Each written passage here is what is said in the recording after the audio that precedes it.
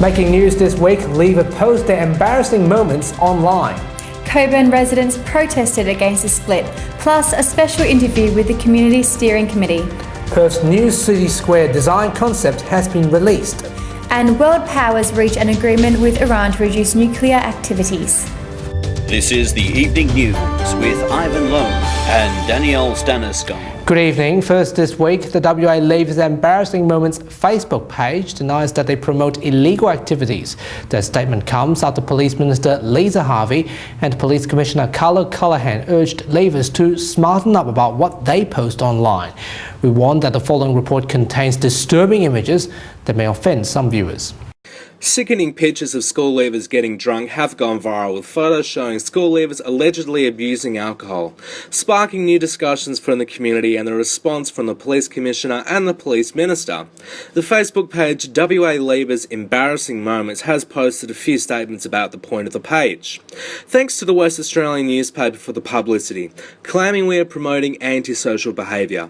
We encourage all people to enjoy themselves this week in a safe manner, but we as a page are not promoting law breaking, at the argument of this can ruin someone's life. As we have stated before, if there is an image of you on this page, contact us and we will take it down. In a press conference this week, Police Commissioner Carlo Callaghan and Police Minister Lisa Harvey gave their thoughts on the Facebook page and what leavers should do to protect themselves. So really, I just want to put a word of caution out there to those young people. What you do this week and what you post up on Facebook, those photos, that could be the legacy that you leave for your grandchildren. Now, your grandparents could be looking at it. So just have a think about it and be smart about it. We're encouraging leavers to behave responsibly. We've spoken to them about sexting and texting. This is not much different to that. It's not a good thing to do, and it will be there forever, and somebody later, their employer or whoever else, might see it, and then they'll regret it. Josef Barker, WAMN News. Cockburn residents submitted 11,000 signatures to the local government advisory board during a major protest at Parliament House. Shibs has a summary of the demonstration.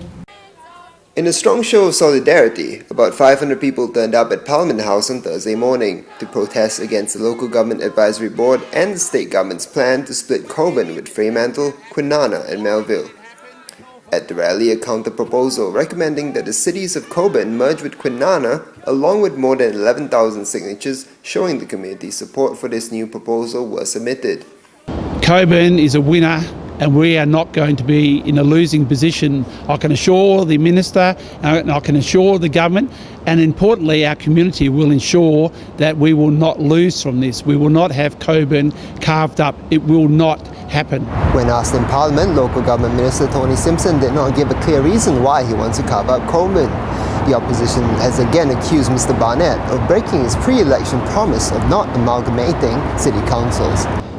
What they're proposing is to carve Cockburn up and give parts of Cockburn to the three remaining councils, Fremantle, Melville, Kwinana. So it's going to be a very, very difficult fight. The city of Cockburn have got a real campaign on their hands, and they have to fight hard and long if they want to win it. Shibs Way, WMN News. To discuss more about the Hands Off Cockburn campaign, I caught up with Daryl Smith from the Cockburn Community Steering Committee for a feature interview. I think 500 people here outside of Parliament to express their views and concerns about the disaggregation of Cockburn is quite a good result. Is it just the beginning? There will be an ongoing campaign.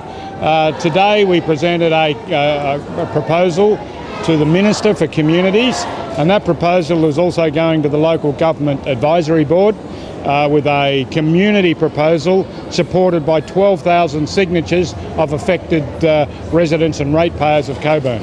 Are the residents angry? The residents are absolutely outraged at what's been put forward by the Minister to the Local Government Advisory Board within the last 2 weeks. That proposal is not consistent with the government's own local government reform policy or guidelines.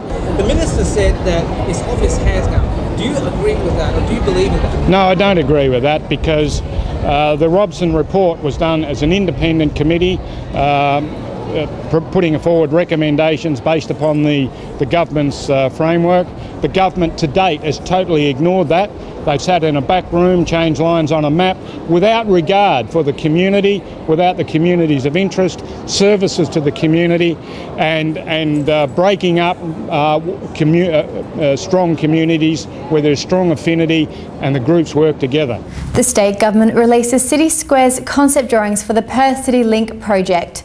The concept features a permanent food market, an Australian native garden and Aboriginal public art. Premier Colin Barnett and Planning Minister John Day said the plan was developed using the ideas of more than 2,000 people from the community. I think it does give people a sense of ownership, and it also does mean that we are making sure that what is going to be provided here is going to be likely to be acceptable to the wider communities. A temporary bus terminal replacing the Wellington Street bus station is under construction. The new underground bus station will cost more than $249 million. To news in Asia, former ICAC Commissioner Timothy Tong was accused of overspending by the legislators after a report was released this week by the Public Account Committee. Disgraced former ICAC Commissioner Timothy Tong has been strongly condemned after a report published his lavish spending habits this week. Between 2007 and 2012, Mr. Tong has used taxpayers' money to host dinners, serve liquor and hand out luxury gifts to mainland Chinese and foreign officials during his time as Commissioner. Public Accounts Committee's report has described the ICAC as deplorable after failing to follow government spending rules and tarnishing their own reputation. The current ICAC Chief, Simon Pear, refused to make any comments on the findings, but said the Commission will closely study the criticisms. Martin Wilson, WAMN News. To World News, in Geneva, the United States, France, United Kingdom, China, Russia and Germany reached an agreement with Iran limiting the Middle East nuclear activities. US President Barack Obama said the goal is to resolve the situation peacefully. For the first time in nearly a decade, we have halted the progress of the Iranian nuclear program, and key parts of the program will be rolled back. Iran has committed to halting certain levels of enrichment and neutralizing part of its stockpiles. Iran cannot use its next-generation centrifuges, which are used for enriching uranium. Iran cannot install or start up new centrifuges, and its production of centrifuges will be limited. Iran will halt work at its plutonium reactor, and new inspections will provide extensive access to Iran's nuclear facilities and allow the international community to verify whether Iran is keeping its commitments. That's how Perth looks tonight. More news on our website, Facebook and Twitter. Thanks for your company. Have a great week. Good night.